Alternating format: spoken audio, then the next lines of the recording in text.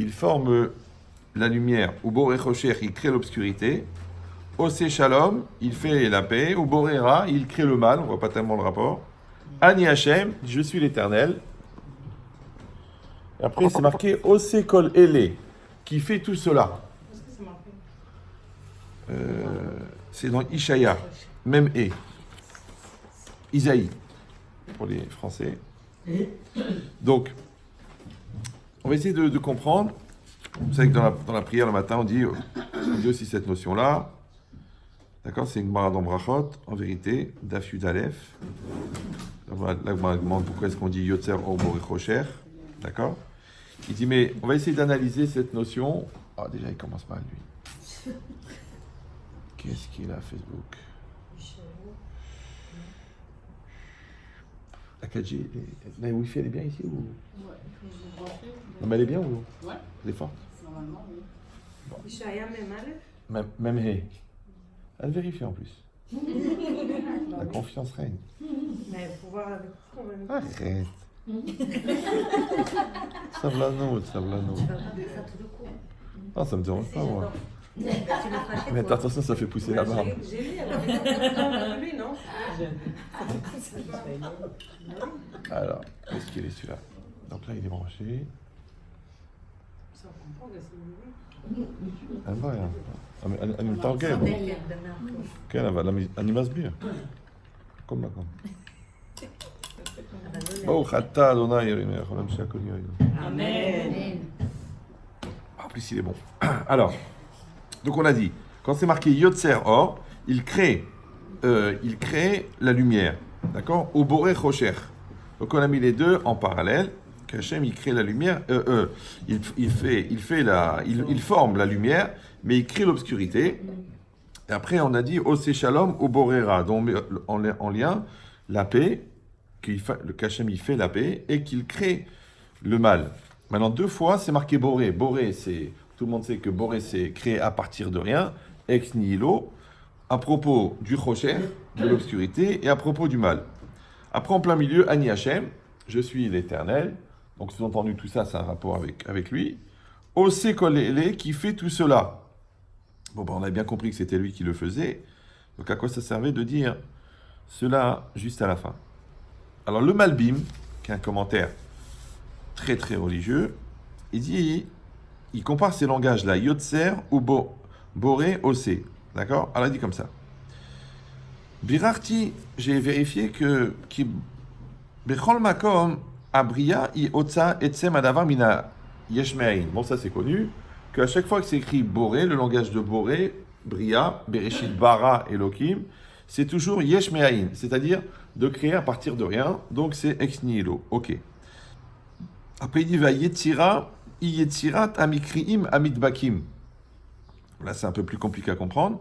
Donc la formation, donc on a créé à partir de rien. Alors qu'est-ce qu'on a créé à partir de rien? Alors, pour résumer, pour donner une petite image la plus logique possible, la plus accessible possible, on va dire qu'il a créé la molécule, d'accord? Il a créé l'atome, d'accord? Mais l'atome, il n'a toujours pas de forme.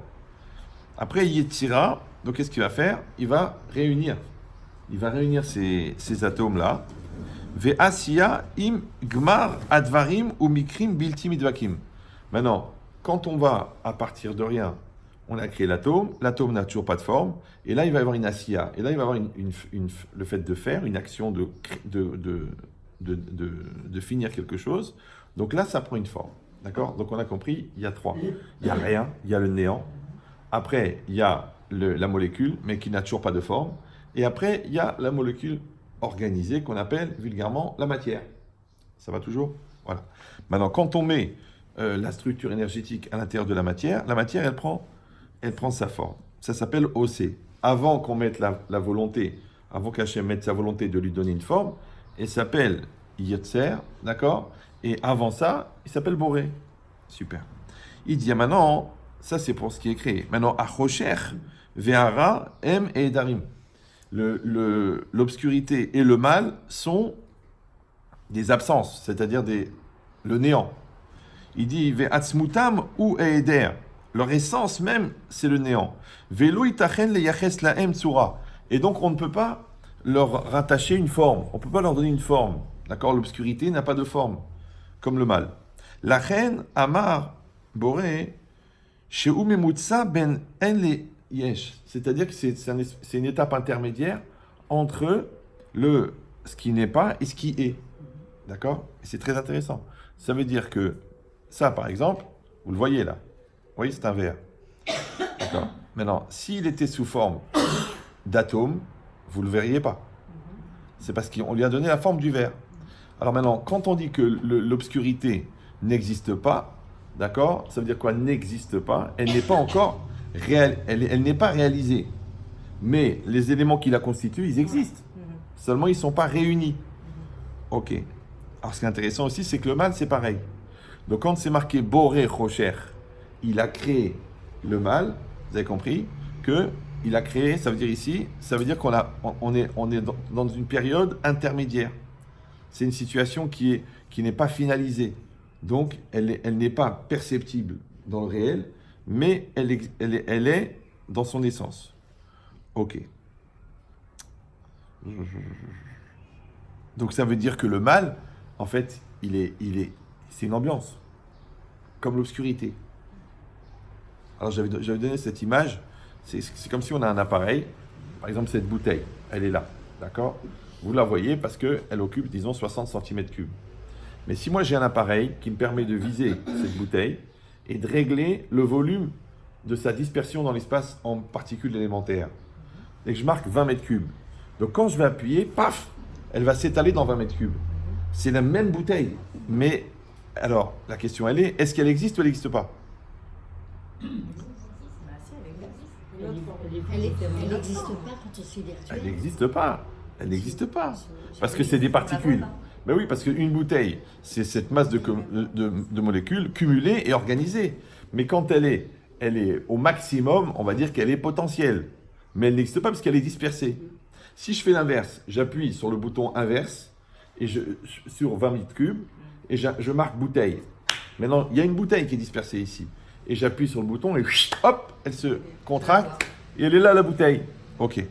Bon, c'est un petit peu imagé, mais dans la vie c'est la même chose. Un visionnaire, d'accord, il voit un terrain vague.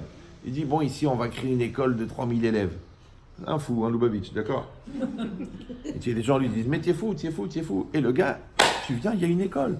Et tu vois les élèves qui rentrent et les cars de ramassage. Tu dis mais il est fou celui-là. Ouais, le Rav de Ponovitch, quand il a pris le terrain, il a engagé les architectes pour créer la yeshiva de Ponovitch, sa famille l'a emmené chez des psychiatres.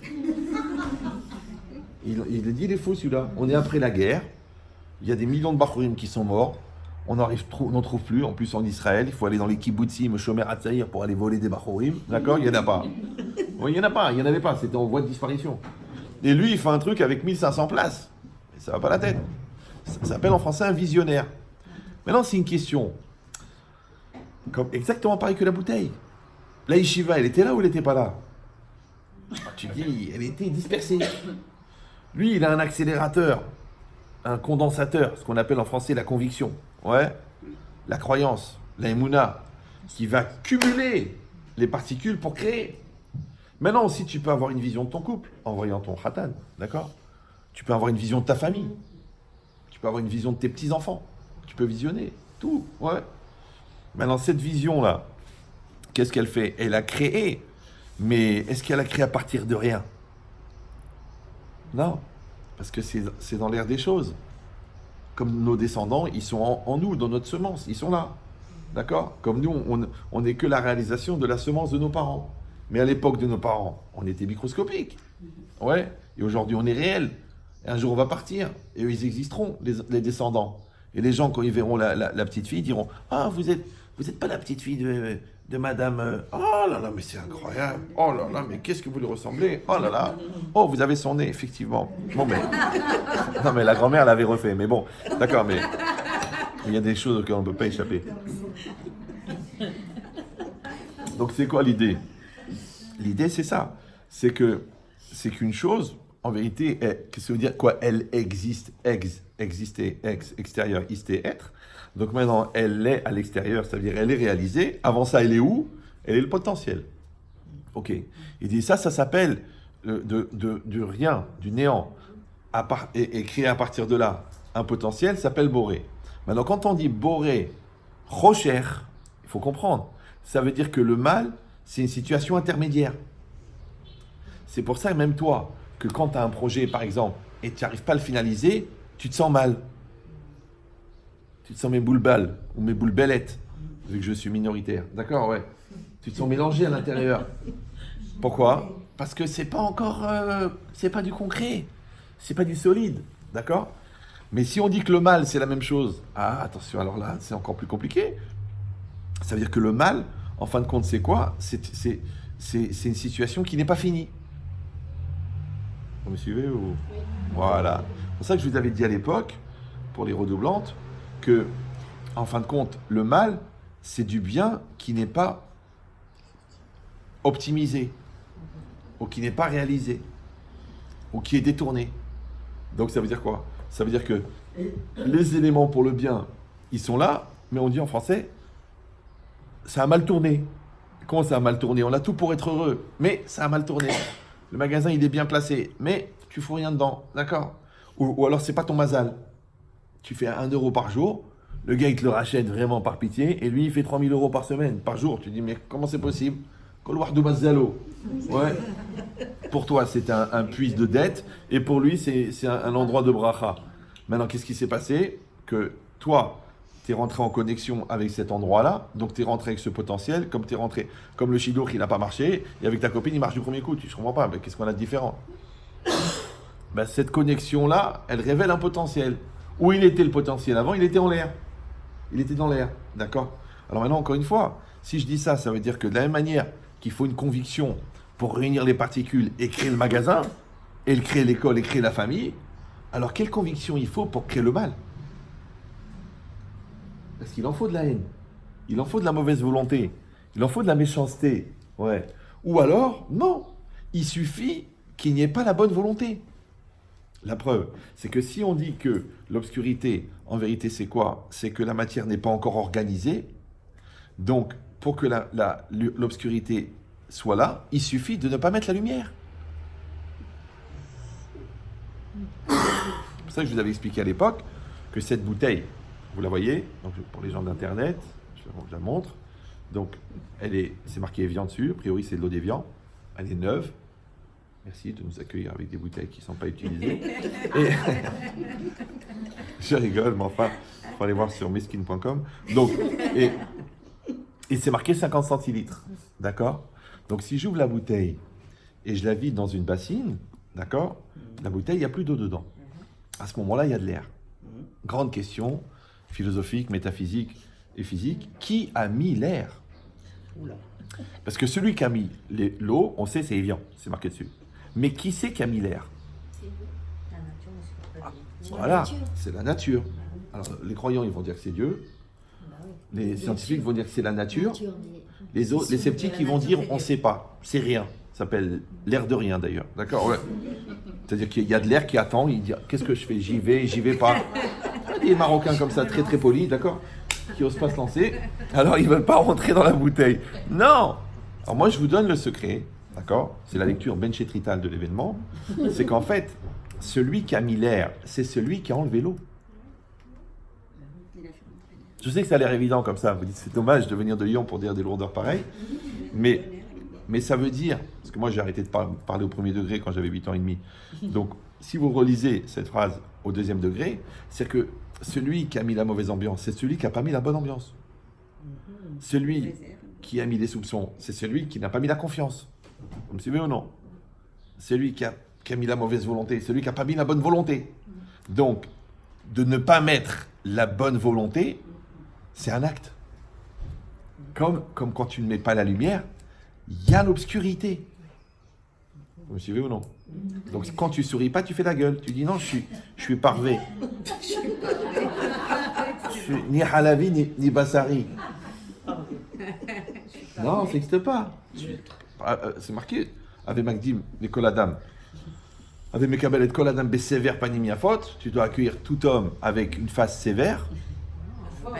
Ah, mais elle est quoi, j'ai dit, elle doit rêver. Mais sévère panim, avec un. Non, c'est intéressant que panim sévère et sévère panim, C'est l'inverse. Ouais. Sévère panim, ça veut dire avec un visage accueillant. Si quelqu'un il va dire ah bah c'est fatigant, j'ai peur d'attraper une crampe. Mais tu vois, il y en a qui ont le rictus de la mchon.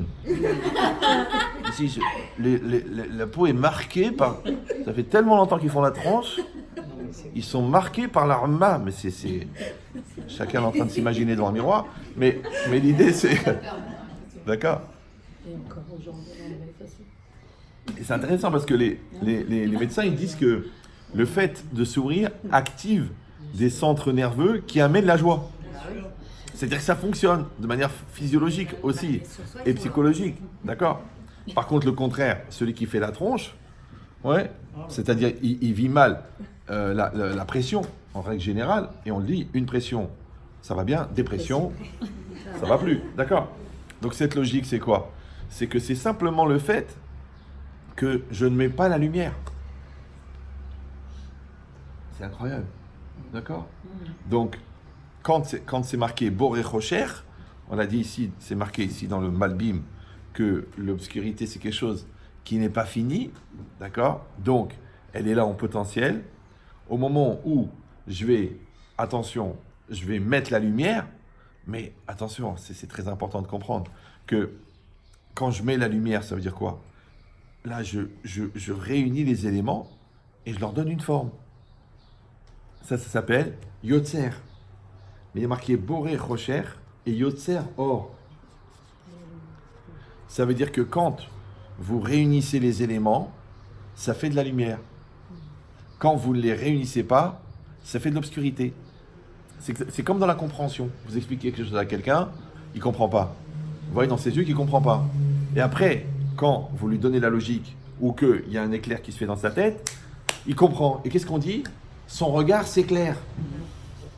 Son visage s'illumine. C'est bizarre, non?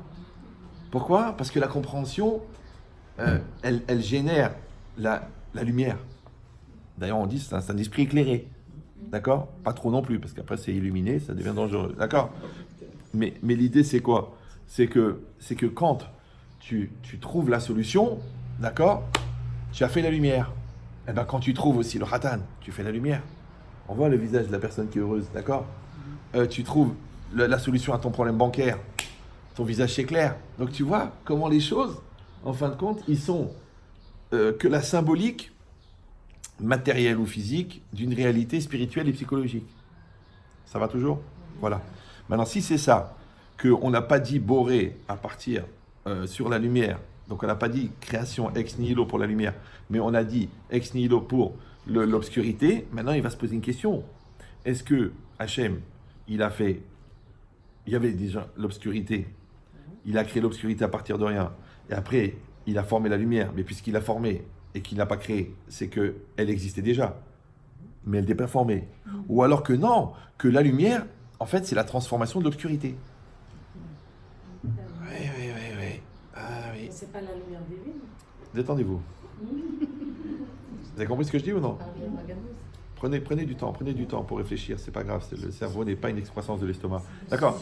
Vous comprenez ce que je dis ou non? Qui laisse l'individu en fait créer sa propre. Oui, mais là j'ai dit un chidouche, là vous dormez debout les filles, d'accord?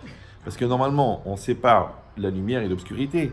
Et moi, je viens de vous dire qu'en fin de compte, la lumière, c'est l'obscurité transformée. Ça vous dérange pas? Vous dormez tranquille. Mais c'est deux éléments séparés. Il y a la lumière, il y a l'obscurité. Et moi, je lui dis, mais non, le produit fini, c'est la lumière. Le produit non fini, c'est l'obscurité. Ça vous dérange pas? Non, c'est la base. C'est pas un problème de lumière divine, là. Restez sur Terre. Ça va friser la perruque. D'accord? Mais c'est ça l'idée. Ça veut dire quoi? Ça veut dire que quand je vois quelque chose devant moi, je le vois. Vous le voyez? Je le vois. D'accord? Vous voyez quoi? Vous voyez la lumière. Ce que vous voyez, c'est la lumière. Le fait de voir, c'est la lumière. Pourquoi? Parce que même au niveau physique, c'est intéressant que la matière n'est pas lumineuse. Vous savez ça? Par exemple, quand vous êtes dans une pièce qui n'est pas éclairée, les objets disparaissent. Quand vous avez la lumière, vous les voyez. Mais vous savez que ce n'est pas l'objet que vous voyez. Vous voyez le reflet de la lumière dessus. C'est-à-dire qu'il y a un rayon lumineux qui part de l'ampoule, il tape sur la matière, et ça revient dans votre œil, et le fond de l'œil, il perçoit cette lumière et vous voyez ça. Donc en fait, vous voyez la lumière, vous ne voyez pas l'objet. Donc la matière n'est pas éclairante. Donc puisque la matière n'est pas éclairante, la matière, elle est rochère. Ouais. Ça va? La lumière, elle est éclairante. Ok. Et c'est ce que vous voyez. Attendez, déjà dans la physique. J'essaye d'être pédagogique. Je sais que vous voulez faire des raccourcis et tout ça, mais c'est dommage parce qu'on peut être impressionné par un truc qu'on ne comprend pas, mais c'est dommage. D'accord? Alors que là, on a la chance de pouvoir comprendre.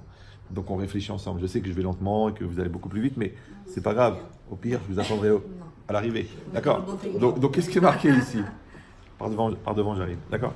Donc si c'est ça, ça veut dire que je ne vois pas l'objet. Pourquoi je ne le vois pas? C'est pourquoi? Parce qu'il n'existe pas. Par contre, je vois la lumière. Et la lumière, on a dit, c'est quoi? C'est même pas la lumière, c'est le reflet de la lumière. Ok. Mais alors, puisque ce monde-ci, il n'est que Attendez. Il n'est que le croquis du monde spirituel. C'est-à-dire que le bon Dieu, il a créé le monde physique pour que je comprenne le monde spirituel comme un espèce de croquis. Donc, ça veut dire que nous, on dit, la lumière de l'ampoule, elle va sur, mais elle représente quoi? Puisque la lumière représente le Ratson Hashem, Orot Zeretzonot. Donc en fait, c'est un rayon de volonté de Dieu qui crée cet objet et un autre rayon qui me donne conscience que cet objet existe. La preuve, c'est qu'il y en a qui voient quelque chose, il y en a qui ne le voient pas. Par exemple, on dit en français voir sans voir. D'accord? La personne passe devant toi, tu me dis pas bonjour. Je t'ai vu passer, mais je t'ai pas capté que c'était toi parce que j'étais en train de penser à autre chose. D'accord? C'est pareil. L'autre, il voit un potentiel, l'autre, il ne le voit pas. L'autre, il voit une possibilité de gagner de l'argent avec un objet, et l'autre, il voit un objet. D'accord? L'autre, il voit le message, le fond du message, et l'autre, il voit le texte. Il ne comprend pas. L'autre, il voit un magasin, et l'autre, il voit des bénéfices. Donc pourquoi il y a des choses que tu vois et des choses que tu ne vois pas? Alors tu dis, bon, c'est une question intellectuelle, c'est une question de niveau, c'est une question de sensibilité. Non, moi je dis non. Moi je dis que le bon Dieu, à lui, il lui a envoyé le message, à lui, il ne l'a pas envoyé. C'est surnaturel en fait. Ça va? Vous me suivez ou... Voilà. Maintenant, au moment, alors restez calme, puisque l'homme, il est fait à l'image de Dieu. Donc si je dis que Dieu, il crée la réalité en temps réel, en projetant sa volonté, et en même temps en me donnant l'éclairage pour le comprendre, et que moi, je suis fait à l'image de Dieu, donc moi aussi, en temps réel, je crée la réalité en projetant ma volonté.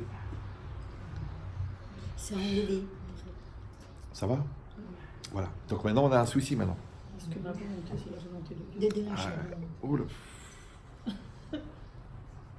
J'ai jamais cru que j'avais marqué « Vous pouvez intervenir », mais bon, c'est pas grave, le pire est à venir. D'accord? Donc c'est quoi l'idée? Il ne fallait pas intervenir. Non, ça veut dire quoi? Non, que en fait, puisque nous sommes faits à l'image d'Hachem, et que c'est quoi Hachem? C'est un énorme ratson que le monde soit. D'accord? Et l'essence de l'homme, c'est quoi? C'est le ratson. Ratson et Adam ou Mauto. L'essence de l'homme, c'est sa volonté. Donc, de la même manière qu'Hachem, il projette sa volonté pour créer la réalité, de la même manière, l'homme qui est fait à son image, il crée la réalité par la projection de sa volonté. Ça va? Voilà.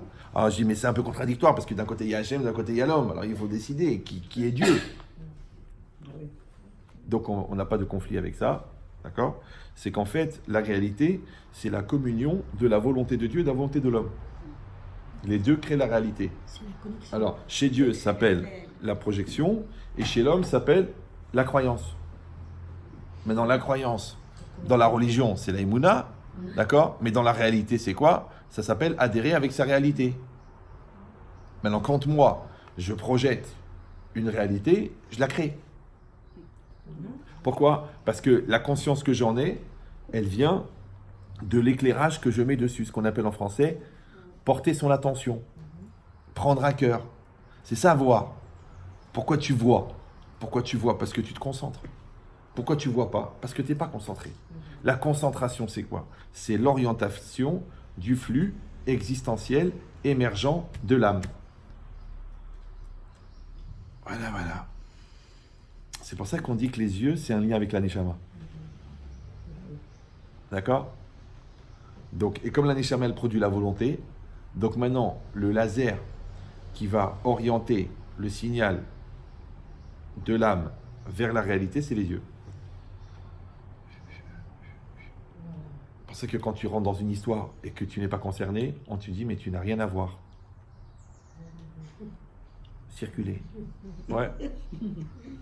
Et le contraire, quand tu comprends les choses différemment alors que l'autre il les comprend pas, tu dis parce que j'ai un autre point de vue. Un point de vue. Mais quel point de vue? Un angle de vue. Ouais. Tu vois ta belle-mère par exemple, c'est un monstre. Ouais. Mais quand tu changes d'angle, elle est schizophrène la pauvre, elle est malade. Elle n'est pas méchante, elle est juste malade. Avec un cachet, ça devrait aller. D'accord? Donc toi qui priais pour qu'elle meure, maintenant d'un seul coup, tu te mets à prier pour sa santé. Alors, tu vois, c'est ça la belle-fille. C'est ambigu. C'est en changement perpétuel, c'est une espèce de fusion. D'accord? En plus que tu dois être convaincu que c'est vraiment ta belle-mère Mina Shamaim, puisque depuis le premier jour, elle t'aime pas. Donc, je rigole. Donc c'est quoi l'idée? Donc c'est quoi l'idée? L'idée, vous avez compris maintenant ce qu'il a dit. Que Rocher Ve'ara, M et Darim, l'obscurité et le mal sont des inexistants. Ve'atzmutam ou Aeder, leur essence c'est le néant. Ve'lo itachem leyaches lehem tzura. Et donc on ne peut pas leur attacher une forme. Parce que dès que tu donnes une forme à la chose, elle est voyante. Parce qu'on a dit que la tsura, c'est que la structure énergétique qu'on donne à la matière lui donne une forme. Dès qu'elle prend une forme, on la voit. Donc une chose que tu ne vois pas, ouais, c'est pas qu'elle n'existe pas, c'est qu'elle n'a pas été mise en place sous la forme organisée. Ok. La reine, pour ça quand toi t'es pas clair dans tes idées, l'autre il comprend pas ce que tu dis. Ou ça se réalise pas. Tu dis pourquoi mes rêves ne se réalisent pas? Parce que est-ce que toi t'es clair? Non. Pour ça qu'on te dit mais mets des mots sur ton ressenti. D'accord? Dis ce que tu veux. Tu dis, je sais pas, moi je sens que j'ai besoin que c'est... Et puis c'est de ta faute et tu n'es pas là et arrête de dire des bêtises. Dis-moi ce qui va pas. Dis-moi. D'accord? Alors tu mets des mots. Alors au début tu dis c'est de ta faute. Ben, après tu grandis un petit peu, vers 44, 45 ans. Et là tu dis, ben, peut-être que j'ai pas assez confiance en moi. Eh ben on va y arriver. Marhaba bekoum. Bienvenue au royaume de ta nullité. D'accord? Donc il dit cette logique-là, quand tu as mis des mots, en vérité tu as donné une sourate. Et quand tu donnes une forme, hop, c'est lisible, c'est visible. Par contre, tant que tu donnes pas de forme, c'est invisible. Après, tu dis, je comprends pas, je le sens, moi aussi, je le sens. Ouais, mais ça n'a pas pris une forme. Donc, ça reste encore dans le néant. Et le néant, c'est le mal. Vous me suivez ou non? C'est-à-dire qu'il faut enlever il faut dépasser la dimension péjorative et anxiogène du mal. Le mal. Non, détends-toi, Belzébuth. Non, le mal, c'est juste du bien non réalisé. Vous me suivez ou non? Et c'est du bien où on a laissé l'espace au mal. Comme tu dis, allume la lumière. Non, j'en ai marre, on voit rien dans cette maison. On n'arrive pas à se repérer. On ne peut même pas apprécier la beauté de l'endroit. Allume la lumière. Ouais. Maintenant, quand j'allume pas la lumière, si c'est un choix délibéré, donc j'entretiens Le mal. le mal. Ouais. Je voudrais que ça se réalise. Alors vas-y, bouge-toi. Ouais, mais je n'ai pas le courage. Est-ce que c'est à moi de le faire? Donc c'est mal. Pour ça que tu te sens mal. Parce que tu sais que tu n'as pas fait ce qu'il fallait. D'accord? Il dit la reine, Amar Boré chez Oumemutsa, on l'a déjà dit. Après, et à la fin, il dit à la or, Amar Yetzira. Sur la lumière, il a dit Yetzira. Donc il a dit que c'est formé, Yotzer or. Qui ou Yesh Veratzmuto no semikrim. C'est le Yesh. Parce qu'il y a le Haïn, ce qui n'est pas. D'accord? C'est le néant. Et le Yesh. Le Yesh, c'est ce qui est. D'accord? Quand c'est marqué en pasouk, les Anchil o Havai Yesh. Qu'Hachem, il va faire hériter à ceux qui l'aiment le Yesh. Le Yesh, c'est ce qui est. D'accord? Maintenant, alors il dit par exemple, les Machal, la lumière, Vatenua, le mouvement, ou Kadome. Et ce qui ressemble. Ça veut dire quoi? Ça veut dire qu'ici, on vient de dire que la lumière, vous avez compris, c'est pas un phénomène électromagnétique ou électrique qui va créer quelque chose. Non, qui va faire qu'on va voir quelque chose. Non, c'est la création en elle-même qui est lumière. Alors c'est très intéressant parce que quand vous allez rechercher au niveau de la physique, qu'est-ce que c'est la lumière?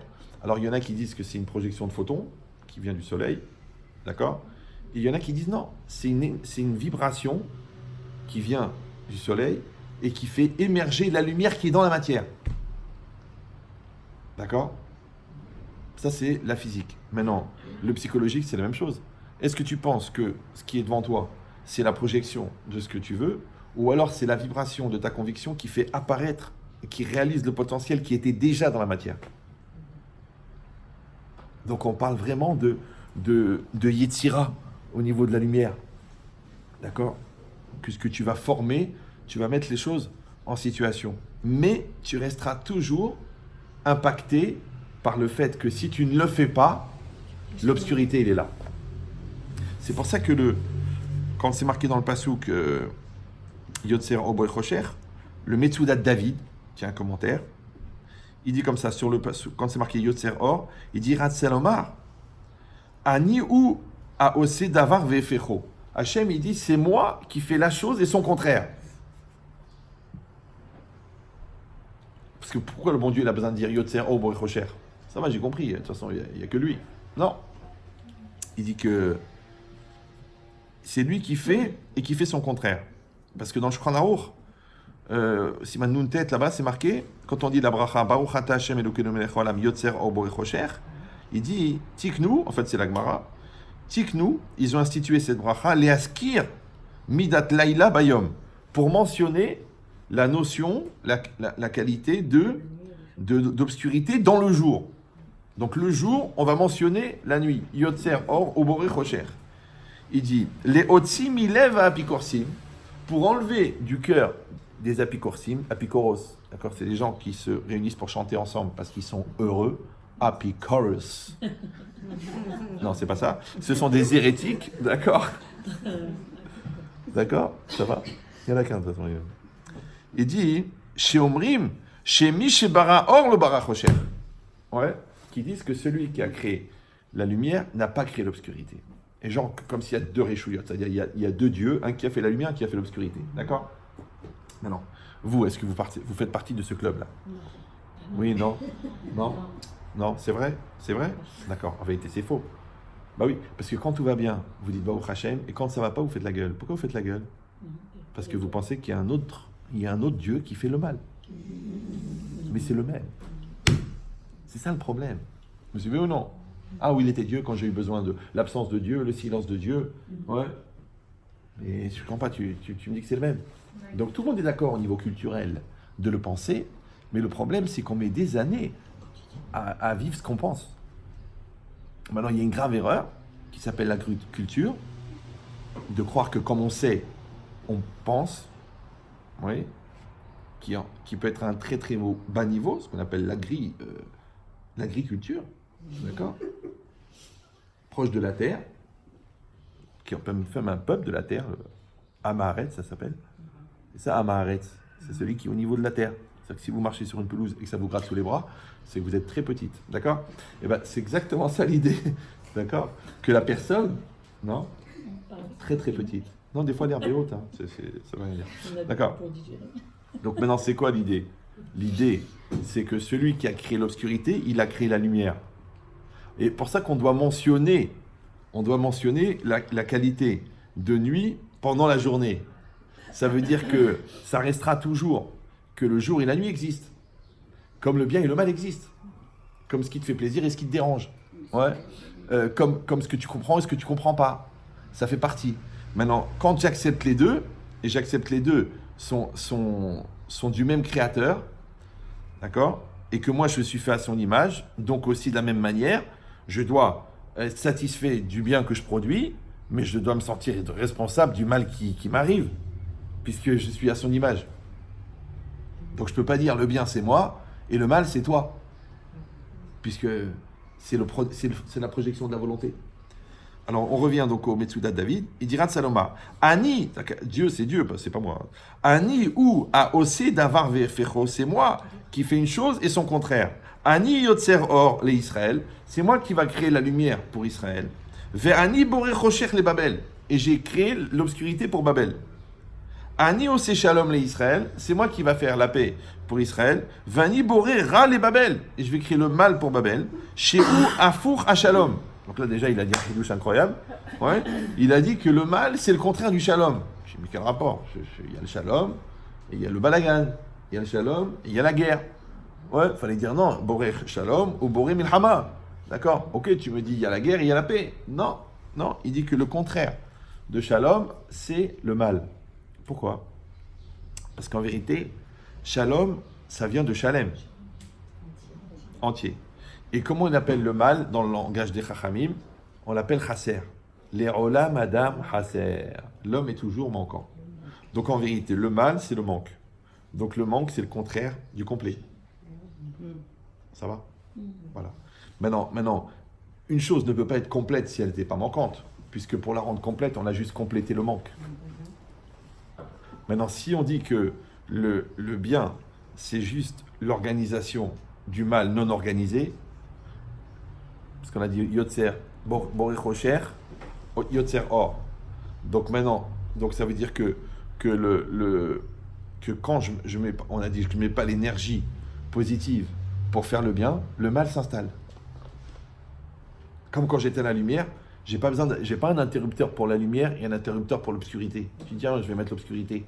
Non, tu n'as pas besoin de l'obscurité, il suffit d'enlever la lumière. Ça va pour vous? C'est... Très bien. Voilà, d'accord? Ça veut dire que si je ne suis pas dans une dynamique perpétuelle, positive, constructive, d'amélioration et de création, je suis en train de faire du négatif. Et ce n'est pas la peine de faire des efforts. C'est pour ça que quand vous allez chez Truffaut et que vous demandez des graines de mauvaises herbes, ils ne les vendent pas. Ils vendent des tulipes, ils vendent des roses, ils vendent de tout. Tu dis, écoutez, j'ai un besoin un peu précis, je voudrais des mauvaises herbes. Le mec, il dit, on n'en a pas. Il dit, mais comment ça, vous ne vendez pas des mauvaises herbes? Mais je croyais que vous vendez tout. Le gars, il dit, monsieur, les mauvaises herbes, c'est pas la peine. Il y en a plein la terre. Donc de là, vous voyez que le monde ne s'est pas créé tout seul. Bah oui, parce que si le monde s'était créé tout seul, il serait arbitraire. S'il est arbitraire, ça serait aussi facile d'obtenir du bien que du mal. Alors que pour obtenir du bien, il faut faire des efforts énormes. Pour avoir du blé, il faut faire beaucoup d'efforts. Mais pour avoir des mauvaises herbes, il faut juste laisser pousser. Pour avoir des bonnes qualités, il faut faire beaucoup d'efforts. Mais pour avoir des mauvaises, soit naturel. Ça va venir. Donc ça prouve que le monde ne s'est pas fait tout seul. Parce que dans l'arbitraire, ça aurait pu être le contraire. Pourquoi c'est l'inverse? Il faut des efforts pour le bien, il faut des efforts pour être intelligent. Ouais, et il ne faut rien faire pour être idiot. Donc tu vois que les mauvaises herbes, elles poussent tout seules. Donc ça veut dire que les mauvaises herbes, elles sont dans la terre. Ce qu'on appelle en français la mauvaise graine. Il y a la mauvaise graine, elle est là. Ouais. Mais c'est, attention, c'est que c'est la même pluie qui fait pousser la mauvaise graine et qui fait pousser la bonne. Ça veut dire que le jour où tu te rendras compte de l'énergie incroyable que tu mets en place pour devenir tordu, tu diras, c'est dommage que je ne l'ai pas mis pour devenir bien, parce que c'est la même. C'est comme les gens qui font des efforts pour ne pas comprendre, et les gens qui font des efforts pour comprendre. Ouais. L'entêtement, c'est une énergie énorme. Il faut s'épuiser à être psychorigide pour ne pas se remettre en cause. Ça prend de l'énergie. D'accord, de penser que à des bêtises, ça prend de la force. Parce que les gens, tu leur dis, réfléchissent, ils disent non, ça me prend la tête. Mais il faut faire l'effort de rester idiot. Il faut regarder des séries télévisées, il faut être abonné à Netflix, il faut en faire des efforts pour y arriver, c'est pas évident. D'accord?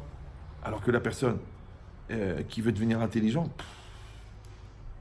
c'est fatigant. D'accord? Donc maintenant, pourquoi ça? Pourquoi est-ce qu'on n'accepte pas qu'en fin de compte, l'activité passive est une activité? D'accord? Ça s'appelle non-assistance à personne en danger. Tu dis, mais je ne l'ai pas tué. Tu dis, mais tu l'as laissé se noyer. D'accord? Donc tu n'as pas détruit ton couple, mais tu n'as pas tout fait pour le sauver. C'est vrai.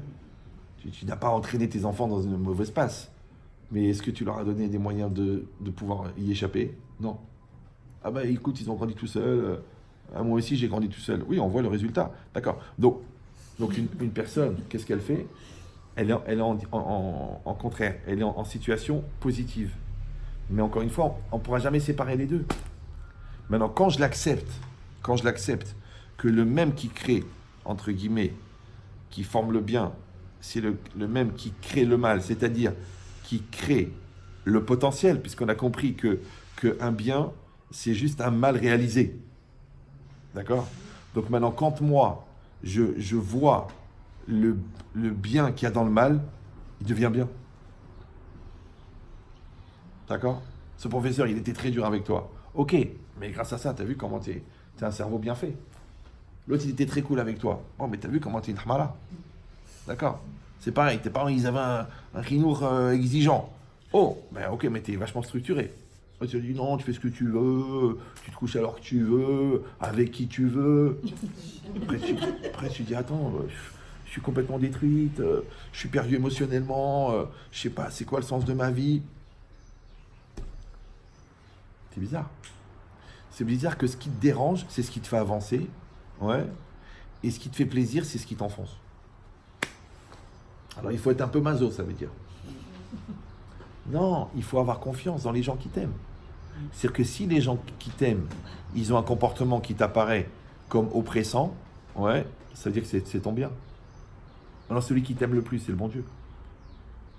Et il a une dimension oppressante qui est juste le reflet de ta maturité et de ta responsabilité. Ou non. Tu dis non, je veux pas, moi je veux une vie facile, je veux que tout soit cool, que tout soit simple, je veux pas me poser de questions, je veux que ça vienne tout seul. Tu vas revenir, si Dieu veut, en Gilgoul, en plante verte. Déjà qu'on te dit, t'es une belle plante, déjà dans cette... Ouais. Ton mari, c'est un gros légume, donc du coup, ça fait carrément un jardin, d'accord? Mais qu'en vérité, la personne, après, elle fait plus d'efforts, elle pousse. Et c'est vrai, il y en a qui croient que les enfants t'arrosent, ça pousse. Non, c'est pas comme ça. Il faut un tuteur, il faut des engrais, il faut les travailler, il faut enlever tous les pucerons, toutes les mauvaises influences, d'accord? Et il faut mettre des produits qui les protègent. Ouf, combien de travail dans un truc qui est censé marcher tout seul. Alors, tu as compris en vérité que quand tu ne veux pas être acteur de ta réussite, tu seras automatiquement spectateur de ton échec. Tu dis non, encore une fois, moi je suis ni l'un ni l'autre. Moi je suis pour la neutralité. Moi, je suis suisse d'origine d'ailleurs. Ouais. Un petit suisse en fait. Ouais, j'interviens pas. Je suis là, moi. Comme ça sort. Comme ça arrive. D'accord? Et tu peux pas faire ça. Tu peux pas. C'est impossible. Pourquoi? Encore une fois, parce que Asher bara Elohim la asot, Hachem a fait ce monde pour faire quoi? Pour faire le monde. Donc Hachem il t'a demandé d'être la continuité du créateur. Donc lui il t'envoie le magasin, mais il faut travailler. Hein. Ouais, il t'envoie la femme extraordinaire, le mari extraordinaire, mais il faut faire le shalom bayit. Pourquoi faire? Elle est magnifique. Au contraire, je vais l'abîmer. D'accord? Non, il faut travailler. D'accord? Il t'envoie des enfants. Il faut éduquer, mais pourquoi faire? Ça sert à rien. Le bon Dieu l'a donné un cerveau, un neshama, un corps. Tout fonctionne tout seul. Pourquoi je vais intervenir? C'est ça le problème. Ah, maintenant tu vas dire, oui, et si j'abîme?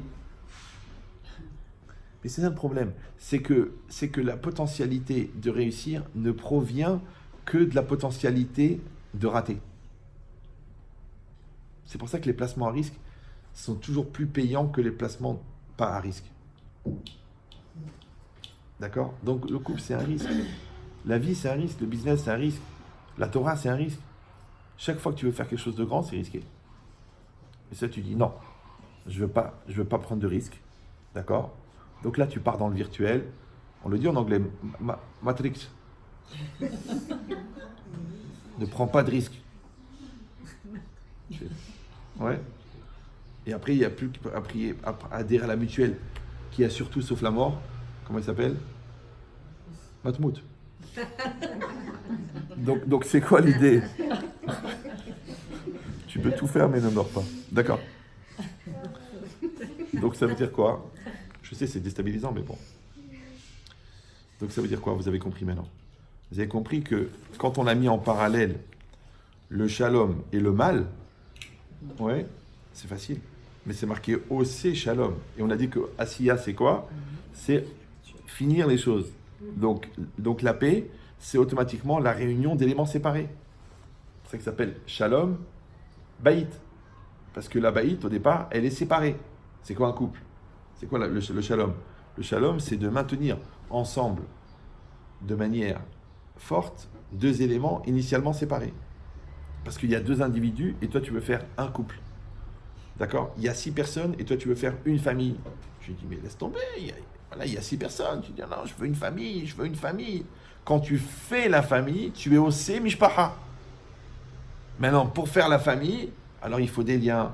Respectez-vous, investis, faites du chesed, de la reconnaissance, de la communication, de la communion. C'est pas la peine, on habite dans la même maison, on porte le même nom. Ça y est, c'est bon. Non, non, pour que ce soit une famille, il faut osser shalom, il faut le faire. C'est-à-dire qu'il faut avoir une action active et dynamique, d'accord, pour créer la solidarité entre les frères et sœurs, pour créer la solidarité entre les enfants et leur père, après la solidarité entre toi et les enfants, et la solidarité entre toi et ton mari, et après la solidarité entre ton couple et tes enfants. Et c'est ça la famille. Et ça, c'est ce que tu as fait, ça. Ça s'appelle Osé Shalom. D'accord? Par contre, Boré-Ra. Boré-Ra. Ouais, Boré, on a dit, c'est quoi? C'est laisser les choses dans leur potentiel. Et évidemment, les choses, quand tu les laisses dans leur potentiel et que tu n'as pas une action dynamique de projet d'amélioration, automatiquement, elles dégénèrent. C'est comme si tu as enlevé la frise du frigo. Tu dis, je ne comprends pas, j'ai rien touché. Mais Emmet, j'ai rien touché. J'ai pas touché le fromage, j'ai pas touché la viande, j'ai pas touché les légumes. Je rentre au bout d'un mois, tout est pourri. Mais tu as enlevé la prise. C'est vrai. Par mesure d'économie. J'ai dit, c'est dommage, cram de payer le courant alors qu'on n'est pas là. Tu as enlevé la prise. Mais mon amour, quand le courant ne passe plus entre nous, c'est normal que ça dégénère. Ça a même pourri, pour te dire. Donc, il ne faut jamais débrancher. On se comprend pas, on est d'accord, on n'est pas d'accord, on a des conflits, on a des malentendus, on a des incompréhensions, on a des souffrances, on a des déceptions, mais on ne coupe pas le courant. Toujours. Anachnu bishalom. Mais on a un problème à régler. On va le régler. Ça s'appelle ta mère. Mais toi et moi, on est bien. Toi, on est bien. On a un problème avec l'argent. Mais toi et moi, on est bien. On a un problème avec l'enfant. Mais toi et moi, on est bien. Et qu'est-ce qu'ils font les gens? Ils font l'inverse. Ils disent, puisque on a un problème avec l'enfant, ça remet en cause le lien. Tu vois, je t'avais dit, tu m'as pas écouté. Voilà, t'as dit comme tu voulais. Et tu vois, tu sais, ça remet tout en cause. Je me demande si j'ai vraiment eu des sentiments pour toi. Mais quel rapport? Quel rapport? Pourquoi tu remets tout en cause? Ouais. Parce que, en vérité, tu n'as pas compris que il y a ce qu'on produit et ce qu'on est. Ce qu'on est, c'est un couple. Ce qu'on produit, c'est des actions. Mais si toi, tu remets en cause ce qu'on est à cause de ce qu'on produit, c'est qu'on n'est pas.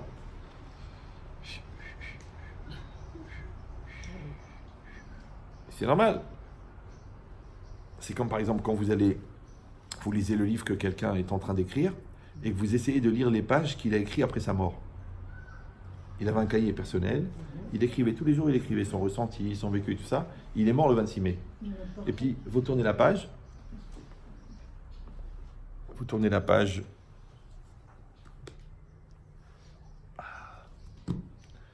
Vous tournez la page du 27. Il y a une prise dans le coin ou non?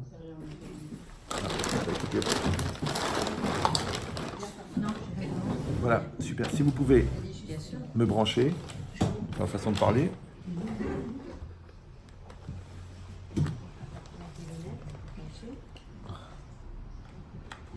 Voilà. Tiens pas la prise. خلاص لا يحلك.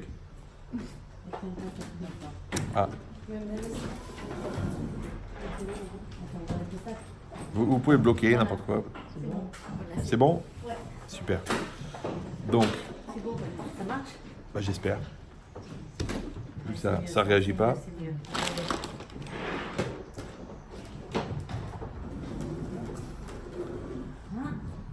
Ça va? Oui. Bon. Vous pensez à quelqu'un que vous n'aimez pas et vous appuyez fort. Alors, donc, J'ai pas.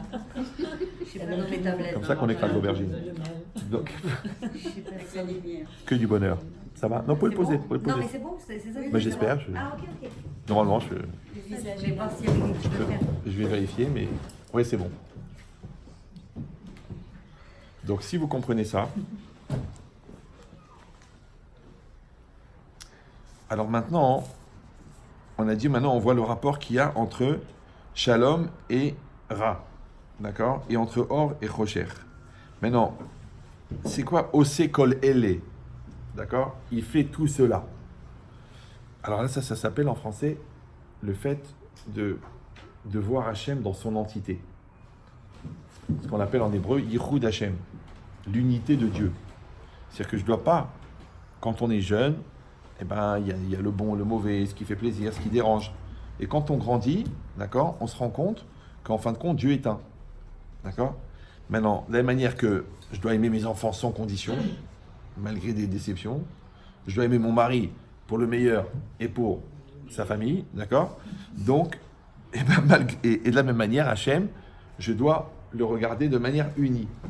Maintenant, ça demande un travail. C'est pour ça que c'est une mitzvah particulière de la Torah qui s'appelle Ve'ahavta et Hachem Elokecha. Tu aimeras l'Éternel ton Dieu. On a expliqué déjà à peu près 122 000 fois que Ahava, ça veut dire aimer, l'amour, c'est la même valeur numérique que Echad. Donc la traduction de Ve'ahavta, c'est tu unifieras. Donc Ve'ahavta et Hachem Elokecha, c'est tu unifieras Dieu. Maintenant, quand c'est marqué Ufrol Meodecha, qu'est-ce qu'il dit Rashi là-bas? Meodecha, de tout ton argent, d'accord? Et Ufrol Meodecha, il dit Bechol Mida ou Mida Shakadosh Baruch Hu Moded Imcha.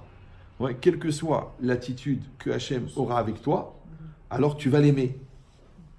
Maintenant, où est-ce qu'on perçoit l'attitude d'Hachem?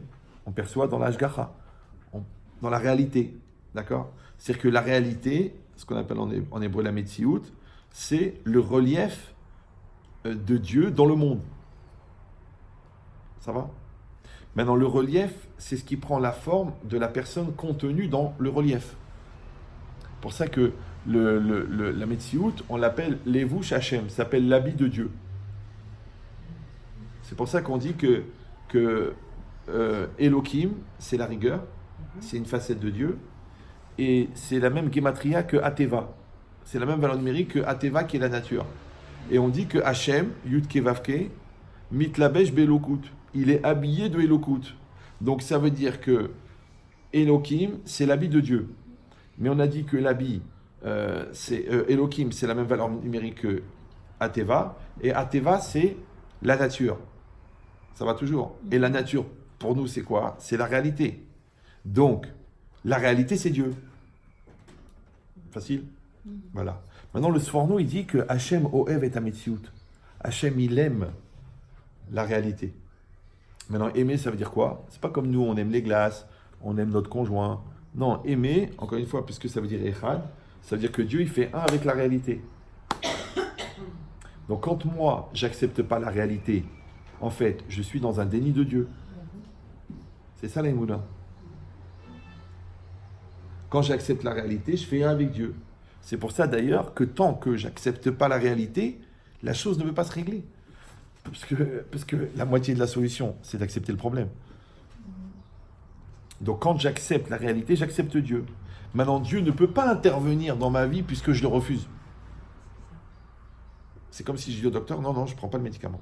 Non, je ne fais pas la radio, Chazvé Shalom, on ne sait jamais ce qu'on peut trouver. Et après, au bout d'un an, tu te décides et le médecin il dit, dommage que vous n'êtes pas venu il y a 6 mois.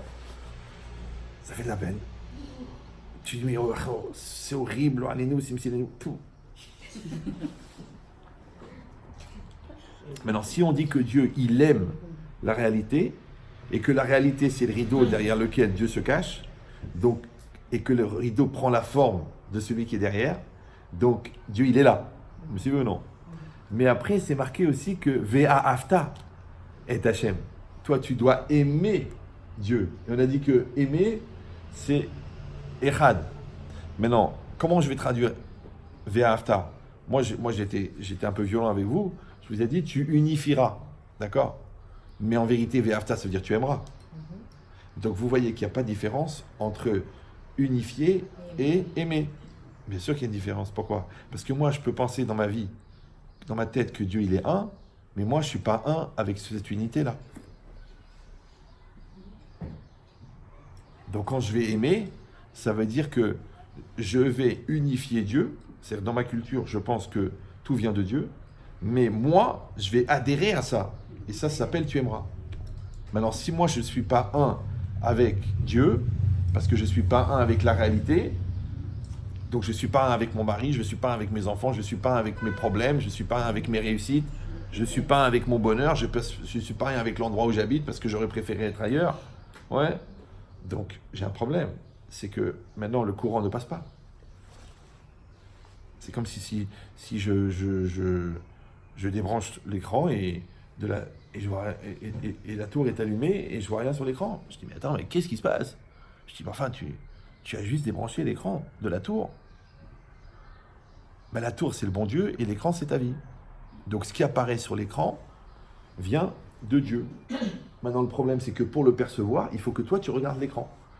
Parce que si tu fais des efforts énormes pour ne pas regarder ta vie, après, commence. Eh ben, automatiquement, tu dis, bah, écoutez, je ne comprends pas ce qui m'arrive. Alors, tu n'adhères pas à ta réalité. Tu es transfert de culpabilité. C'est un transfert de responsabilité. Un transfert d'existentialité. C'est-à-dire que tu reproches aux autres de ne pas exister à ta place. Très répandu hein, comme syndrome. Mais ici, c'est pareil. C'est-à-dire que quand moi, je vais aimer la réalité, d'accord, c'est ça, en français, on appelle ça vivre sa vie, accepter les choses, être un bon vivant. Ouais. Mais c'est quoi un bon vivant? C'est pas que tu arrives à manger 22 kilos de viande sans vomir. Ça, c'est pas un bon vivant, ça. Ça, c'est juste un tube digestif amélioré. D'accord? Non. Vivant, c'est que tu es lié à la vie. Tu es lié à la vie. D'accord? Et ça, le Rav Dessler, au début de Yamim Noraim, il dit que, quand il parle des tzadikim et des rechaim, les livres des tzadikim sont ouverts, les livres des rechaim sont ouverts, il dit Yesh shetochen chayehem, il y en a que l'essence de leur vie, chaim amitiim ou metziut amitit. Il a un langage bizarre comme ça. Ouais. Chaim amitiim, alors une vie vraie, bien que c'est ambigu parce que chaim c'est au pluriel. Chai c'est au singulier, chaim c'est au pluriel. Parce qu'en fait, un homme, il a plusieurs vies. Non seulement qu'il a plusieurs vies au niveau chronologique qui succèdent l'une à l'autre, parce que la petite fille, elle devient la jeune fille qui devient la femme, mais même en temps réel, à l'instant T, il y a plusieurs vies. Parce que là, je perçois en tant que personne, là, en tant qu'épouse, là, en tant que nerveux, là, en tant que je pense à autre chose. Donc, on vit plusieurs vies en même temps. Ok. Maintenant, c'est quoi Chaim Amitim ou Metziut Amitit? Ça fait un petit peu redondant. En vérité, la logique, c'est quoi? C'est que, on va commencer par le plus simple. Metziut Amitit, c'est que ma réalité, elle est vraie. D'accord? Alors, c'est quoi une réalité vraie? C'est que le Hémet, c'est la Torah. Je ne dis pas ça parce que je suis rabbin. Ouais, le Hémet, c'est la Torah. Donc, il toujours Rav Dessler, il dit, il faut réussir à faire que la Metsiout, pour toi, ça soit le Hémet. Au contraire. Que le Hémet, ça soit la Metsiout. Ouais, et pas le contraire. Que la Metsiout, c'est le Hémet. Que le Hémet sur la médecine. D'accord? Parce que quand tu dis qu'est-ce que je te dis, c'est la Metsiout. Le magasin il est mal placé. Voilà. Qu'est-ce que je te dis? Voilà. J'ai pris 40 kilos. D'accord? Qu'est-ce que je te dis? Ouais. Tu dis non. Il faut réussir à penser que le Hémet, c'est ça la Metsiout. Toi, tu dis il est mort d'une pneumonie. Tu dis non. Il est mort de la Vera. Parce que c'est marqué que un Adam met el Emken Roté. Un homme ne faute que s'il a fauté. Maintenant, la dégénérescence, que s'il a fauté. Vous avez dit Hein? un homme de faute que s'il a fauté. Qu'un homme ne meurt que s'il a fauté. D'accord? Parce que j'ai peur d'oublier quelque chose à la fin du cours, c'est pour ça. Mais je ne me rappelle plus, c'est quoi la limite 3 heures. Je parle pas des accros. Je parle des gens normaux qui ont une vie après le cours. D'accord? Bon, alors, donc, non, c'est vrai, c'est 2 heures? C'est vrai? D'accord. Parce que j'ai rendez-vous à 2 heures à Joinville-le-Pont. Donc, ça veut dire quoi? Ça veut dire que. Restez calme. Ça veut dire quoi? Ça veut dire que ma culture, c'est pas de la culture. Vous me suivez ou non? Mida Kenegen Mida, c'est-à-dire qu'Hachem il se conduit avec l'homme comme l'homme se conduit avec Hachem, c'est pas de la spiritualité, c'est de la réalité. D'accord? La Touma, c'est une réalité. Les gens disent non, c'est une perception culturelle d'une dimension électromagnétique qu'on appelle la redondance négative d'une énergie. C'est ça l'impureté. Non, tu dis la Touma, c'est la Touma. C'est-à-dire que, par exemple, quand je me suis pas lavé les mains, j'arrive pas à toucher la nourriture. Parce que c'est une réalité. Ah bah, maintenant, si tu te sensibilises bien, tu verras. Moi, j'ai eu un cas d'une femme qui avait fauté. Elle voulait plus que son mari le touche. Maintenant, le mari ne savait pas. D'après la halakha, c'était même pas évident. Elle, on la croit pas. Mais elle se sentait impure. Elle voulait plus que son mari la touche. Et elle a divorcé. C'est une nature. D'accord? C'est pareil. Tu peux pas, un verre, je l'ai pas trempé au mikvé, j'arrive pas à boire dedans. Tu dis, écoute, ça va, il y en a qui disent qu'une fois on peut. Bien sûr, toi aussi, t'as qu'une vie. D'accord? parce que tu n'es pas trempé. D'accord? Donc, non. Une personne, elle sait qu'elle veut que son émet, ça soit sa Metsiout. Et si tu vas dire, bon, bah, c'est pas toujours évident et tout, mais tu n'as pas compris. Si c'est l'inverse, c'est que pour toi, c'est la Metsiout qui est le émet. Donc ça s'appelle le réalisme, le pragmatisme, ça s'appelle la conjoncture, ça s'appelle la situation avancée du développement des métastases, ça s'appelle qu'est-ce que tu veux, les capacités intellectuelles limitées de l'enfant, parce qu'il a eu un accouchement difficile, un problème de respiration, donc du coup, bah, il est un peu lent. Mais tu viens, on fait de l'éveil, on fait du truc, on fait de la... Non, ça sert à rien. De toute façon, il est bête. C'est tout le sens de la belle famille. D'accord. Donc ça veut dire quoi? Donc ça veut dire que quand si tu fais que la réalité devient la vérité, c'est mort. Alors que la vérité, elle est évolutive. La réalité, non. Donc quand tu crois quand tu donnes une dimension émette à ta réalité, elle peut évoluer. Ça, c'est émette. D'accord? Pourquoi? Alors, pourquoi émette et évolutif, ça va ensemble? Parce que émette, ça s'écrit Aleph, Mem, Tav. Aleph, Mem, Tav. Le Aleph, c'est la plus petite lettre. D'accord? Elle vaut 1, valeur numérique. Mais en même temps, Aleph, c'est Alouf. Alouf, c'est le chef. Donc en vérité, tout est dans le Aleph. Ok. Après, le Mem, c'est la lettre du milieu dans l'alphabet. D'accord? Et le Tav, c'est la dernière lettre. D'ailleurs, on le dit AT. Tu vas du A au T. D'accord? C'est moi. Donc ça veut dire quoi? C'est que quand tu passes du Aleph au Tav, en français, on dit tu passes du potentiel au réel. Maintenant, quand toi, tu es entièrement réalisé, c'est que tu es été au maximum de ton alphabet.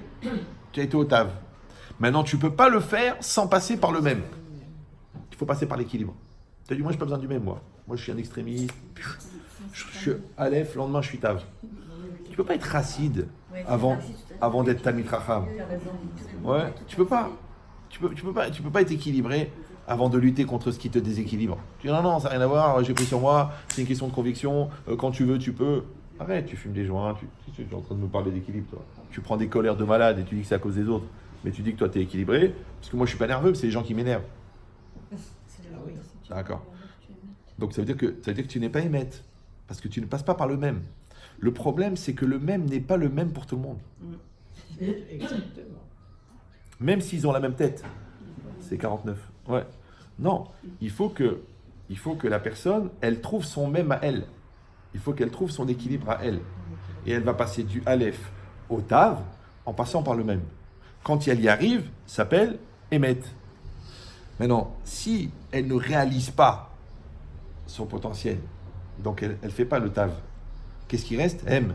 M, c'est quoi? La mère. Il reste dans le ventre de sa mère. L'état foetus. Passe-moi mon doudou. Arrête, je veux pas y aller. Je veux pas. De l'extérieur, tu vois pas. Attaché caisse, costard, cravate, barbe, chapeau. Mais à l'intérieur, un bébé. D'accord? Parce qu'il n'a pas réalisé. Il n'y a que l'expérience qui peut permettre l'existence. D'accord? Comme il ne réalise pas, il n'y a pas d'expérience, donc il n'y a pas d'existence, donc il n'y a pas de maturité. Ok.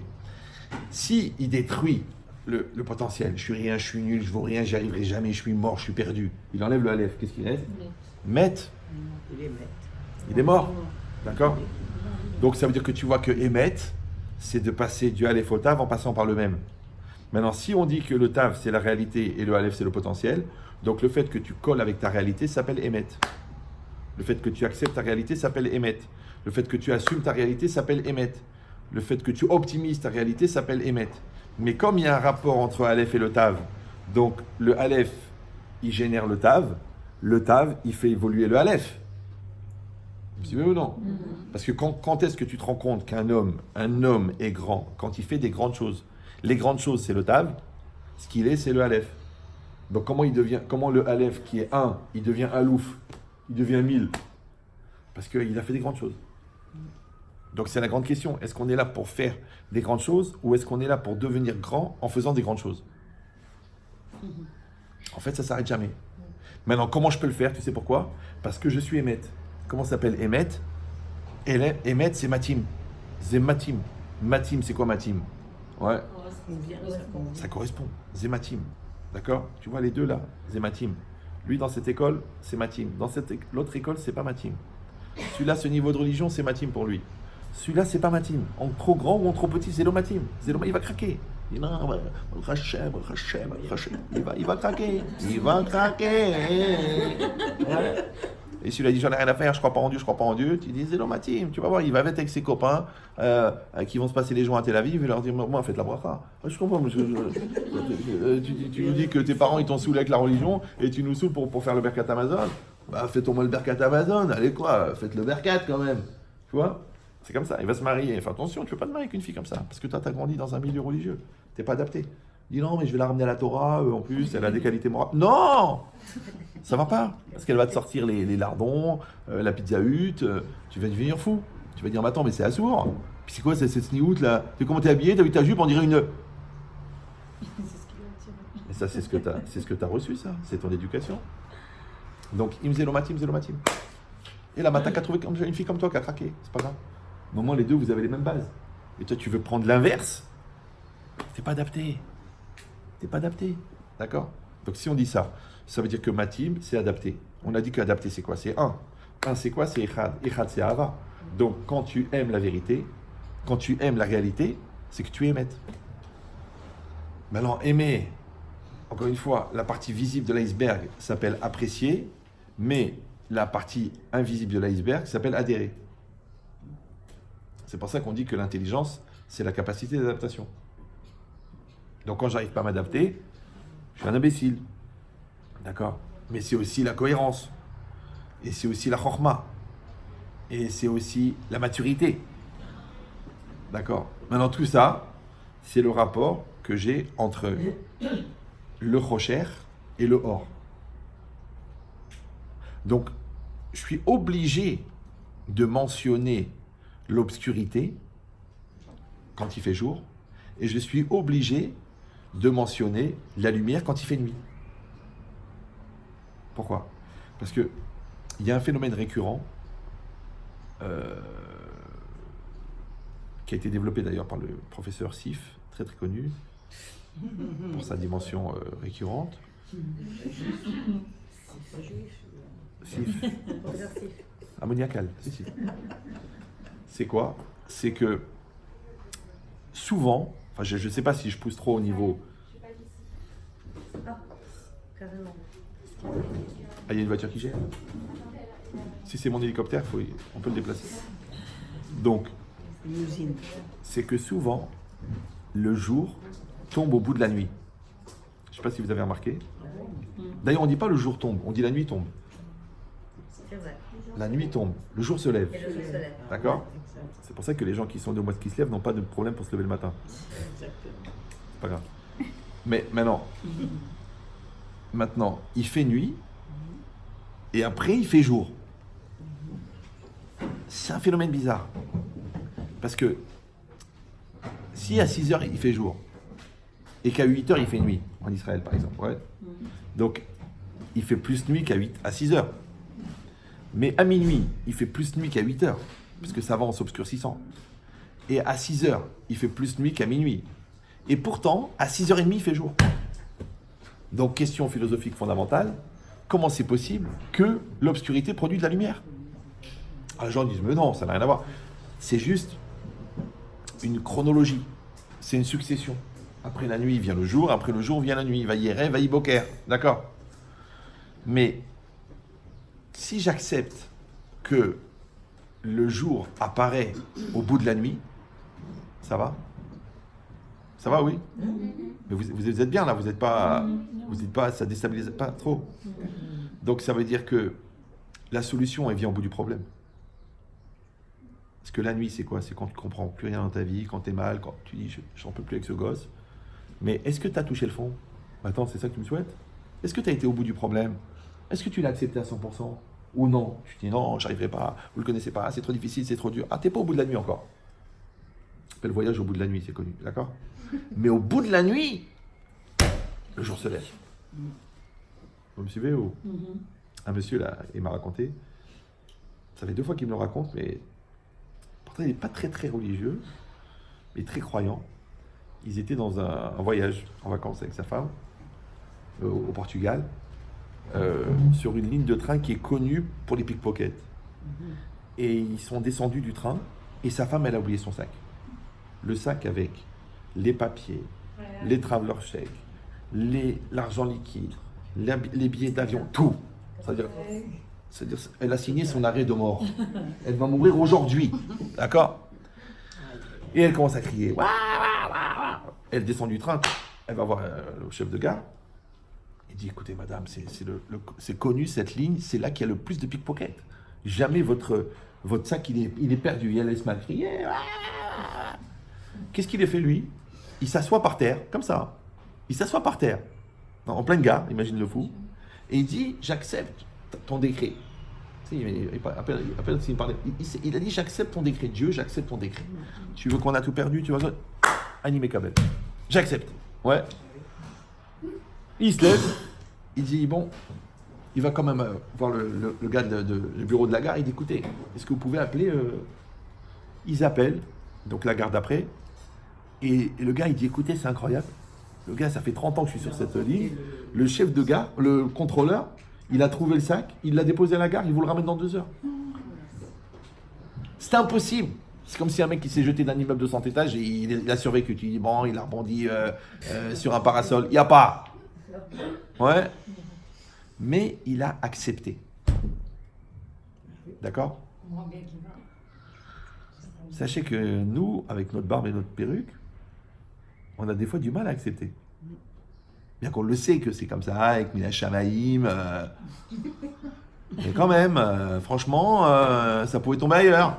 Je crois que le problème de livraison, il a une erreur de... Non, il ne se trompe pas. C'est ta zone. On le dit d'ailleurs. Ouais.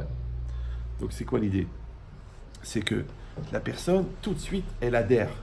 Maintenant, quand elle adhère, en fait, à l'obscurité, c'est quoi? C'est que elle accepte que cette obscurité contient la lumière. Or, c'est la perception de la lumière dans l'obscurité qui peut amener la lumière. Alors, comment on appelle la perception de la lumière en pleine obscurité? La Emouna. Vous me suivez ou... Voilà.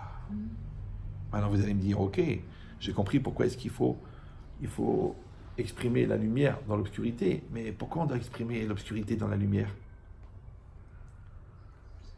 Parce que vous avez compris que c'est vrai qu'après la nuit vient le jour, et après le problème vient la solution. Alors, mais à quoi? Alors, ça veut dire quoi? Après le bonheur, il vient le malheur? Oui, non? Azé Shalom, Simsilenu, tout. Mais c'est toi qui l'as dit. Tu as dit Ve'afta et Hashem Elokecha bechol levavecha. D'accord? Ça veut dire quoi? C'est que quand ça va bien dans ton couple, ça va bien, vous êtes bien tous les deux.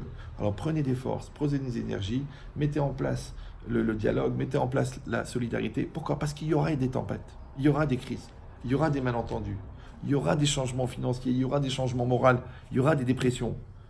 Mais si on est solide, c'est une tempête. Mais si quand ça va bien, on s'endort sur nos lauriers, et quand ça va pas, on craque, c'est parce qu'on n'a pas voulu penser à l'obscurité quand il y avait la lumière. On dit en français, on envisage le pire pour apprécier le meilleur.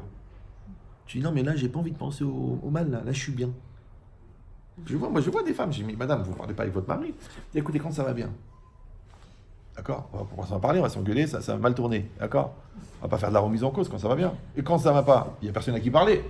Dès que tu commences à parler, ok, si c'est comme ça, alors Don Quichotte, il monte sur ses grands chevaux. Ouais, alors je vous parlais jamais alors. Mais non, le contraire, c'est quand ça va bien, que tout va bien, qu'on dit, tu sais mon amour, je voulais te dire, je voudrais bien qu'on instaure du respect entre nous, je voudrais bien qu'on ait plus de solidarité, et puis je veux arrêter de te mentir au sujet des prix. J'en ai marre de tricher, de déchirer les étiquettes et te dire j'ai payé à moitié prix. J'ai envie de te dire la vérité, voilà, je vais te le dire. Et il dit mais quelle vérité? Ouais. Et le contraire, le jour où il va se rendre compte qu'en fin de compte, le fait qu'il gagne le double de ce que tu dépenses, c'est parce qu'en fait, tu lui dis la moitié des prix. Ça va être The Shalom, The Couple. D'accord?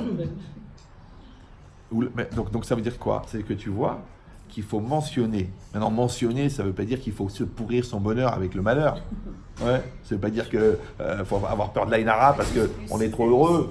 Ouais. Non, non, non. Ça veut dire qu'il faut avoir, non, il faut avoir un regard mature sur la difficulté. Par exemple, quand tu es en bonne santé, pense à la maladie. Ben oui, parce que c'est ça qui va te faire apprécier la santé. Et quand tu penses à la maladie, ben tu dis ça, je ne le mange pas. Oh, tu sais, c'est bon, ça va. Mais non, parce qu'après, quand tu es malade, d'un seul coup, la charcuterie, le sucre, l'alcool, le gras, je comprends pas. Pourquoi t'attends d'être malade? Imagine, t'es en bonne santé, et le mec te dit, allez, tiens, prends la charcuterie. Tu dis, tu sais quoi? Je suis bien là. Je suis bien. Et j'en ai pas envie. Pourquoi je vais la prendre? Après, je vais la prendre. Après, je vais prendre le cholestérol. Après, je vais prendre les médicaments. Après, pourquoi faire? Je la prends pas. C'est une proposition. D'accord? Donc, ça veut dire que, ici, on ne parle pas maintenant de la mention de la négation. On parle de la conscience. Quand on dit à quelqu'un, tu connais pas ton bonheur. Le gars, il dit, je connais mon bonheur. Moi, au Hachem, j'ai au téléphone toute la journée des gens qui m'aident à apprécier mon bonheur quand j'écoute leur malheur. C'est que quand tu vois que tu as des enfants normaux, mais tu dois faire le Hallel avec Bracha tous les jours. Tu t'en as amené des fous, moi, à l'appel. D'accord? Quand tu vois que ça se passe bien avec ton mari, mais Odoula Donai Kitov, qui leur c'est normal. Donc tu vois que la conscience du mal pendant le bien, elle va t'armer pour pouvoir assumer le mal s'il arrive. Et en plus de ça, que comme tu vois que tu es sorti grandi du mal, du coup il n'y a plus de mal. Parce que le bien, il te fait du bien, et le mal, il te fait grandir. Donc il n'y a pas de mal. Mais pour avoir cette perception, il faut avoir le recul, qui s'appelle la Emouna. Mais si tu es encore dans une logique de... Non, ça c'est de superficialité, épidermique, de genre, ça me dérange, ça me met mal à l'aise, je préfère ne pas en parler, attention à toi là. Là, tu es en train de nous montrer ta fragilité. Ouais, c'est comme si tu sors, tu sens que le fond de l'air est froid, mets un manteau. Non, c'est bon, je vais juste faire 2 semaines au lit. Avec la douleur dans la poitrine, avec la toux, c'est impossible. 2 minutes dehors, tu sors de la douche. Tu es surchauffé chez toi et tu as mal dormi hier soir. Tu sors dehors, draba. Donc, quand tu sais que tu es en état de fragilité, mets un manteau. Quand tu sens qu'il est nerveux, mets les manières. Ne dis pas, je suis comme je suis, il faut m'accepter comme je suis. Pas évident, hein. C'est vrai, la dimension laxative de certains comportements est proche de la lutte contre la constipation. Donc non, il faut que la personne, elle va aménager pour ça. Donc tu vois bien qu'on était obligé de maintenir les deux. Yotzer or borechocher, d'accord? De mentionner l'obscurité le jour et de mentionner la lumière la nuit. Maintenant, quand on garde les deux en tête, c'est ce qu'on appelle en français la maturité. Ouais. Et chez nous, on appelle ça la Emouna. C'est-à-dire qu'il faut accepter ça. Maintenant, de la même manière que moi, je l'accepte, je dois aussi transmettre cette information à mes enfants. Qu'il n'y a pas que des bons côtés dans la vie. Et pour ça, il ne faut pas toujours dire oui. Parce que quand tu dis toujours oui, eh ben, ils sont traumatisés quand tu dis non. Ouais. Et puis, il faut leur montrer qu'il y a des limites. Et puis, il faut leur expliquer que le Doliprane ne soigne pas tout. Le Doliprane, il peut peut-être soigner un mal de tête, mais il ne veut pas soigner un chagrin d'amour. Donc, des fois, tu leur dis, tu sais, t'as mal à la tête, c'est pas grave, prends sur toi, ça va passer. Et non, demande pour Doliprane, mais chérie, il y a des choses qui n'ont pas de médicaments. Comment tu vas faire si tu te rends dépendant du médicament? Or, la logique, c'est quoi? C'est que la réalité physique, on a dit, c'est un entraînement pour la réalité psychologique. C'est pour ça que je donne toujours cet exemple parce qu'il est parlant. Il y a des copains qui se font un défi de faire des pompes. Vous savez, les pompes. D'accord? Il dit, moi j'en fais 10, moi j'en fais 15, moi j'en fais 20. Le gars il dit, moi j'en fais 100. 100 pompes. 100 pompes, 100 pompes. Tu dis, t'es un malade, tu sais ce que c'est 100 pompes? Il dit, ouais. Tu sais quoi? Je te parie 100 euros. 100 euros, 100 pompes. Ok. Et le gars il commence à faire les pompes. Il en fait 14, il en fait 15, il en fait 19. Là il commence à vraiment avoir mal au bras. Il en fait 23. Il voudrait une amputation des 2 bras maintenant. D'accord? Mais il continue. Parce qu'il y a la gava, parce qu'il y a les copains, parce qu'il sait qu'il va se faire charrier pendant 19 ans. Donc il fait les 100. Après il fait un mois de coma, mais il fait les 100. Ouais. Alors il réfléchit après. Il dit en fin de compte, j'ai fait 100 pompes. Ok. Bon, j'avais parlé, je m'étais engagé. Mais j'ai fait 100 pompes. Maintenant, en fait, les 25, il les a fait avec son corps. Mais comme son corps était mort au bout de 25, donc les 75, il les a fait avec sa volonté. Ça va? Maintenant, puisqu'il les a fait avec sa volonté, donc en fait, il a musclé sa volonté, il n'a pas musclé son corps. Puisqu'à 25%, il a utilisé son corps, et à 75%, il a utilisé sa volonté. Maintenant, toute la vie, c'est quoi? C'est de muscler la volonté. Ça s'appelle en hébreu Shlita Taratson, la maîtrise de la volonté. Maintenant, je fais des pompes, d'accord? Je supporte le caractère, je me lève pour aller au travail, je me concentre pour la prière, je prépare le Shabbat, je fais des pompes, ouais. Mais quand j'en peux plus, et quand c'est difficile, d'accord? Et quand ça n'évolue pas, je les fais quand même, parce que je dois les faire, parce que je suis éduqué, parce que j'ai la croyance, parce que... Mais à ce moment-là, que ton corps, il a plus de force, donc c'est ta volonté qui fait. Et comme l'essence de l'homme, c'est une volonté, donc en fin de compte, on se sert de nos actes pour construire notre volonté. Vous me suivez ou non? Or, la volonté, ça se voit pas. Et le corps, ça se voit. Les actes se voient. D'accord? Donc les actes, on les fait, ça s'appelle OC, mais la volonté ne se voit pas. Ça s'appelle boré. Donc quand moi, je vais me concentrer sur la dimension invisible des choses, eh ben, je suis boré. C'est pour ça qu'on dit que le Dayan qui est Dan Din Emet Lamito, quand un juge rabbinique, il va juger un jugement vrai, il est shoutaf, la Kadosh Baruch Hu, il est associé à Dieu, Bemaase Bereshit, dans la création du monde. Tu dis non, mais la création du monde, elle s'est passée il y a 5779 ans. Maintenant, tu es en train de me parler, maintenant on est en 2019, en train de faire une halacha, et toi tu me dis que tu suis associé. Oui, parce que puisqu'on a dit que Dieu, il a lancé la machine tout seul, et après il a demandé à l'homme de s'associer, donc l'homme, il continue la création du monde. Maintenant, de mettre les choses à leur place, et de les régler, de les accentuer, de les améliorer, ou même de les rater, parce que quand je les rate moi, ça veut dire qu'il y a quelqu'un d'autre qui va être obligé de les réussir. Donc j'ai participé au système, oui, parce que rien ne se perd, rien ne se crée, tout se transforme. Et quand moi j'ai pas été l'acteur du bien, j'ai été l'acteur du mal, mais le scénario il est pour le bien.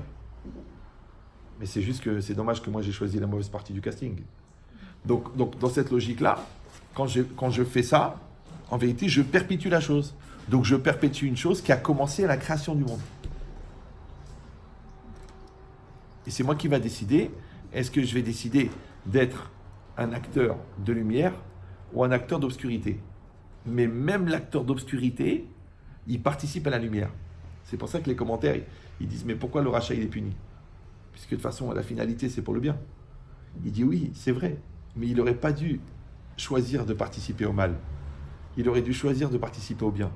Et que le mal, il soit fait par des gens qui n'ont pas fait le choix. Mais si toi, tu as fait le choix du mal, tu n'es pas puni parce que tu as mal agi. Tu es puni parce que tu as fait le choix du mal. Donc ça veut dire que tu aurais pu être dans la lumière. Et la lumière, c'est quoi? C'est la conscience, c'est la volonté, c'est la pureté, c'est la sainteté. Et toi, tu as choisi le laisser aller, l'impureté, le balagan, le mal-être, le délire, le manque de maturité, le manque de conscience. Et ça, c'est l'obscurité. Chazak ou Baruch. Chazak à vous. Merci beaucoup. Merci beaucoup. Vous avez de la chance parce qu'en fait, c'est pas du tout Le sujet. J'ai écrit ça dans le train parce que j'étais fatigué. D'accord, vous êtes fatigué. Souhaitez-moi d'être fatigué.